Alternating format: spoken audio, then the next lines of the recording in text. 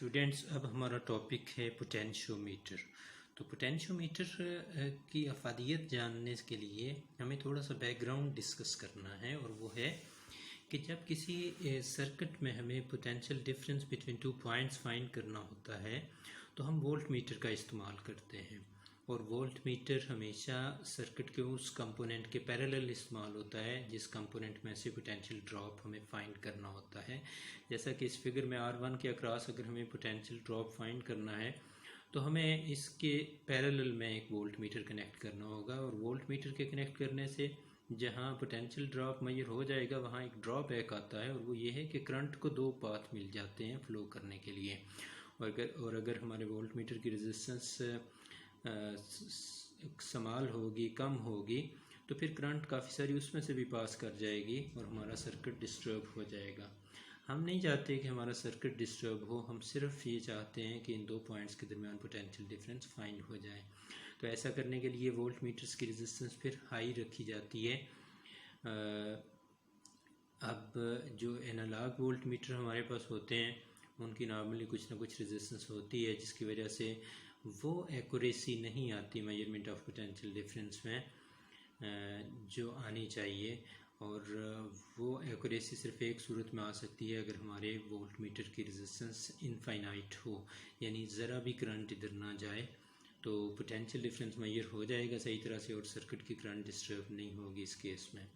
अब analogue volt meter के अलावा जो हमारे पास वोल्ट मीटर्स हैं वो डिजिटल वोल्ट मीटर्स हैं या CROs हैं। तो CROs यानी कैथोड रे ऑसिलोस्कोप्स और डिजिटल वोल्ट मीटर्स ये अच्छा काम कर लेते हैं इस हवाले से, लेकिन इनके बारे में ये तासुर है कि ये थोड़े से कॉस्टली होते हैं। तो एक सिंपल सा इंस्ट्रूमेंट जो इस ड्रॉबैक को भी ओवरकम करता है, यानी करंट ड्रा नहीं करता सर्किट में से, और potential difference between two points measure भी कर लेता है, या दो पॉइंट्स के दरमियान पोटेंशियल कंपेयर भी कर लेता है, दो सोर्सेज की EMF भी कंपेयर कर लेता है, वो डिवाइस होता है पोटेंशियोमीटर। ये is an accurate device which is used to measure और compare the potentials without drawing any current from the circuit. Construction इसकी बहुत सिंपल होती है कि ये कंसिस्ट करता है, एक वायर होती है यूनिफॉर्म क्रॉस सेक्शनल एरिया की, वो वायर है, और एक स्केल के साथ ये अटैच्ड है। ये 1 मीटर या 4 मीटर लंबी ये वायर होगी।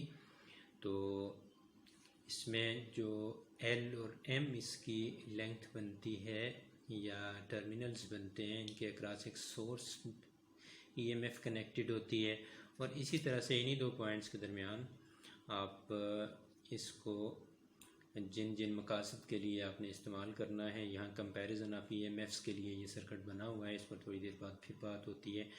तो बहरहाल इस तरफ आप एक गैल्वानोमीटर होगा और एक स्लाइडिंग कॉन्टैक्ट आप रखेंगे जिसको एडजस्ट करके आपने बैलेंसिंग लेंथ फाइंड कर लेना है, और इस तरह से आप potential difference between those points find कर लेंगे।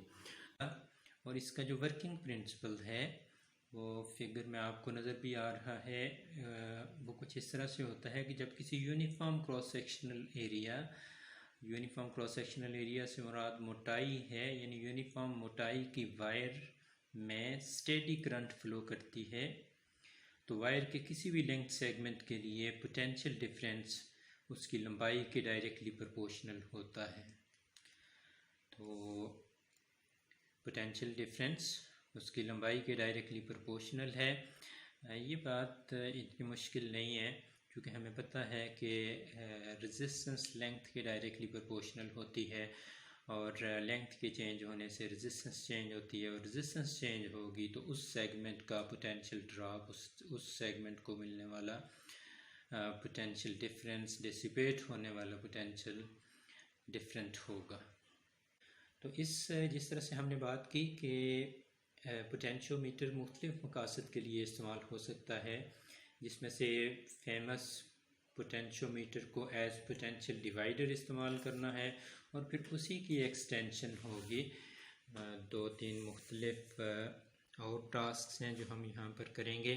तो सबसे पहले हम इसको एज पोटेंशियल डिवाइडर पढ़ेंगे कि पोटेंशियोमीटर एज पोटेंशियल डिवाइडर ये बिल्कुल सेम है, कॉपी है उसकी जो हम रियोस्टेट में पढ़ चुके हुए हैं। कि रियोस्टेट में हमने देखा था कि एक रेजिस्टेंस है capital R, A B segment की टोटल रेजिस्टेंस कैपिटल आर है, ये ईएमएफ सोर्स ई से कनेक्टेड है। तो यहाँ अगर हम वो प्रैक्टिकली साथ बात करते जाएं तो हमारा वो जो पोटेंशियोमीटर इंस्ट्रूमेंट है उसकी ये वायर की रेजिस्टेंस सिंबॉलिकली दिखाई गई है। उसके जो दो टर्मिनल्स बनते हैं ए और बी, उनके साथ एक पोटेंशियल सोर्स कनेक्ट किया गया है। ये सोर्स पोटेंशियल के तौर पर काम करेगा। इसकी पोटेंशियल हम देखेंगे कि ये दूसरा अगर कोई सोर्स इस्तेमाल करेंगे यहाँ पर तो उससे हाई होगी। तो इसका पोटेंशियल ई है, इसके पोटेंशियल ई और इस की वजह से इस आर रेजिस्टेंस में से जो करंट पास करेगी वो आई होगी, और ये इस फार्मूला से गिवन होगी, I is equal to E by R. ये स्लाइडिंग कॉन्टैक्ट है जो ए पॉइंट के साथ इधर कनेक्टेड है, ये स्लाइडिंग कॉन्टैक्ट सी है। तो अगर हम ये देखना चाहें कि पोटेंशियल किस तरह से डिवाइड हो रहा है ए से सी और सी से बी के दरमियान, तो वो जो ए से सी के दरमियान पोटेंशियल होगा वो वी ए सी होगा, और ए से लेकर सी तक जो रेजिस्टेंस है वो स्मॉल आर है। तो इस स्मॉल आर रेजिस्टेंस में से में कितना पोटेंशियल कंज्यूम हुआ है, कितना पोटेंशियल ड्रॉप हुआ है, ये हमें देखना है। तो ये देखने के लिए हम सहारा लेंगे ओहम्स लॉ का।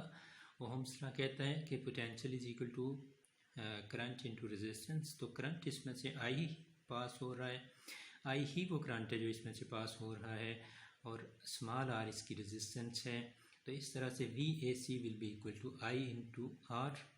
तो आई की जगह आप वैल्यू पुट करते हैं ई बाई आर, तो ये ई बाई आर हो जाएगा, और फिर रेजिस्टेंसेस की रेशियो बना लें तो वो ये बन जाएगी। तो जिस तरह हमने पहले भी किया था कि ये रेजिस्टेंस की रेशियो हमें बताएगी अगर सी ए की तरफ मूव करेगा तो स्मॉल आर कम होगा। स्मॉल आर कम होने का मतलब है कि इस इक्वेशन में न्यूमिनेटर कम हो रहा है, न्यूमिनेटर कम हो तो वी ए सी कम होगा, यानी इस सेगमेंट का पोटेंशियल कम होता जाएगा। ए पर जाके चूँकि स्मॉल आर ज़ीरो हो जाएगा, सी ए पर होगी तो वो उन दोनों के बीच कोई रेजिस्टेंस नहीं होगी। स्मॉल आर ज़ीरो होगा, स्मॉल आर ज़ीरो होगा तो वी ए सी इस पॉइंट पे ज़ीरो होगी। लेकिन इससे हम अगर इस साइड पे चलें, बी की तरफ जाएं, तो जैसे जैसे हम आगे बढ़ेंगे इस सेगमेंट ए सी की रेजिस्टेंस बढ़ती जाएगी, और इसके बढ़ने के साथ साथ वी ए सी भी बढ़ता जाएगा। और जैसे जैसे आगे हम मूव करते जाएंगे बी की तरफ, ये बढ़ता बढ़ता बढ़ता बिलाकर बी पर पहुंचकर ये इस सोर्स की ईएमएफ के बराबर हो जाएगा। मतलब कि इस जगह पे पहुंच के ये सी जब बी पर स्लाइड करके पहुंचेगा तो ये जो ए से सी तक का सेगमेंट है ये दरअसल पूरी वायर को कवर कर रहा होगा। तो स्मॉल आर और कैपिटल आर में कोई फ़र्क नहीं होगा, और कैपिटल आर इधर भी होगा, इधर भी कैपिटल आर होगा, तो वन रिजल्ट देगा। तो V A C will be equal to E. यहाँ एक और अमर भी नोटेबल है, चूँकि हमने पढ़ा कि रेजिस्टेंस डायरेक्टली प्रोपोर्शनल होती है लेंथ के, तो जो रेशियो यहाँ रेजिस्टेंसेस की है वही रेशियो लेंथ्स की भी होती है। तो इसको हमने काफ़ी डिटेल से पहले भी किया हुआ है, इसलिए यहाँ इसको इतना ही करते हैं। अब हम इसकी प्रैक्टिकल एप्लीकेशन की तरफ जाते हैं कि इसी पोटेंशियल डिवाइडर को इस्तेमाल करके हम किसी भी सेल की अननोन ईएमएफ को फाइंड कर सकते हैं।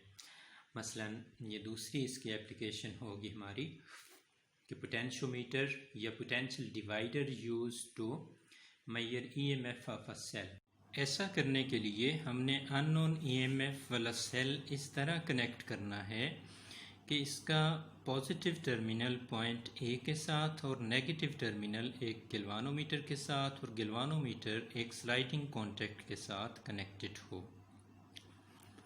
अब अगर स्लाइडिंग कॉन्टैक्ट को पोटेंशियोमीटर की वायर के साथ रैंडमली किसी भी जगह टच करें तो गैल्वानोमीटर डिफ्लेक्शन देगा।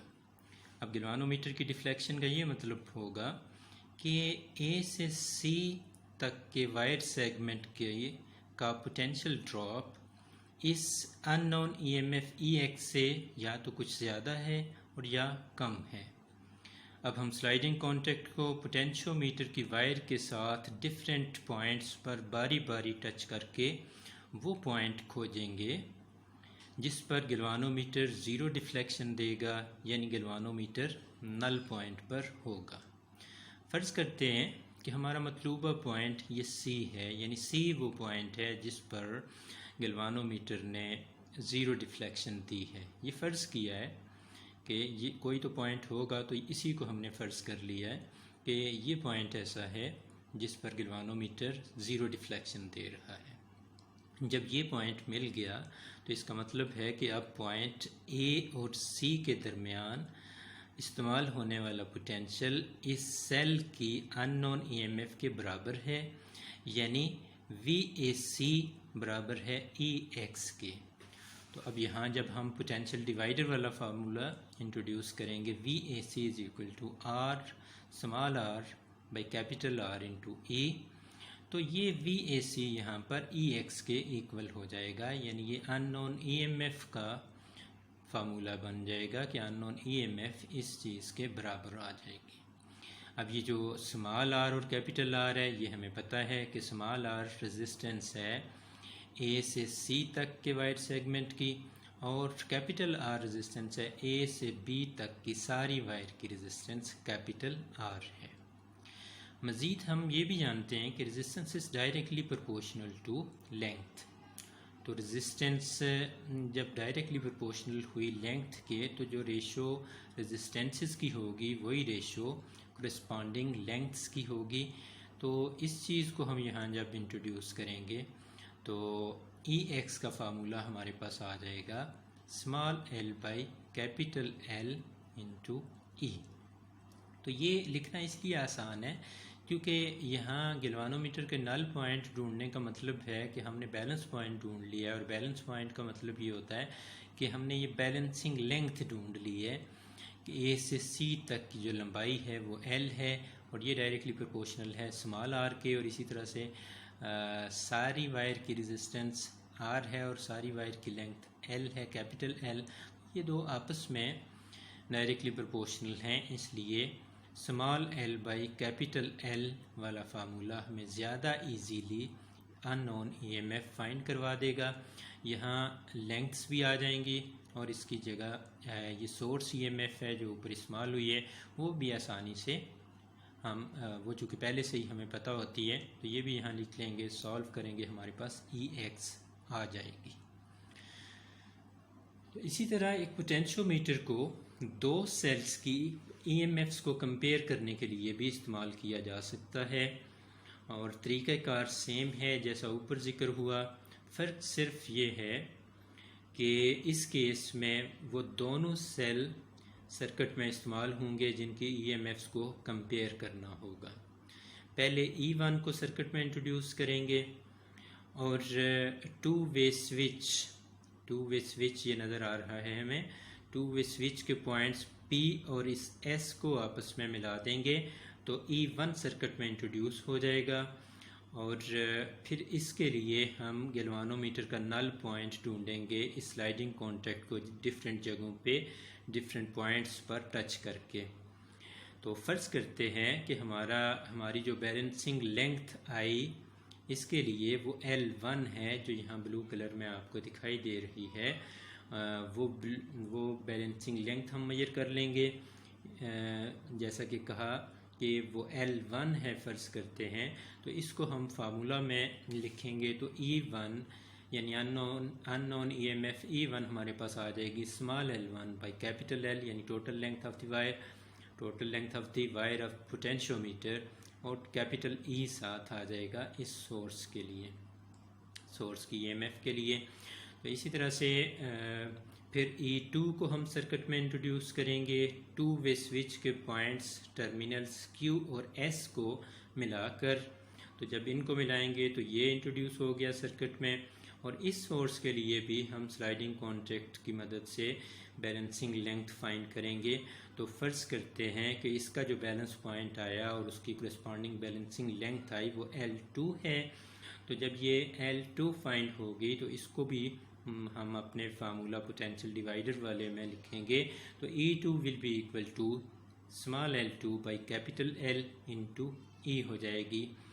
तो फाइनली इन दोनों इक्वेशंस को डिवाइड करवा देंगे और इस तरह इन दोनों सेल्स की EMFs की रेशो इन दोनों सेल्स की बैलेंसिंग लेंथ्स की रेशो के बराबर होगी। तो बड़ा आसान हो जाता है कि बैलेंसिंग लेंथ हमने प्रैक्टिकली इन दोनों की फाइंड करनी है सिर्फ। तो जो बैलेंसिंग लेंथ की रेशो होगी वही इनकी EMFs की रेशो होगी। यहाँ थोड़ा सा बात को बढ़ाएं तो ये बात नोट करने की है कि दोनों में से एक सेल की EMF अगर नॉन हो तो दूसरे की EMF यहाँ फाइंड भी की जा सकती है।